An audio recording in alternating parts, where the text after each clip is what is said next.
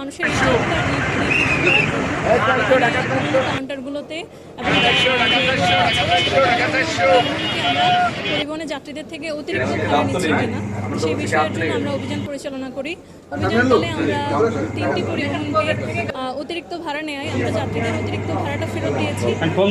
এছাড়া আর যে কাউন্টারগুলো বেশি ভাড়া নিয়েছে তাদেরকে সতর্ক করেছি, সতর্কতামূলক তাদেরকে জরিমানা আরোপ করেছি। আমাদের এই যাত্রা যারা আছে তাদের অভিযান অব্যাহত থাকবে। আমরা যে কাগজগুলো দেখেছি সবগুলোরই মোটামুটি ফিটনেস ছিল।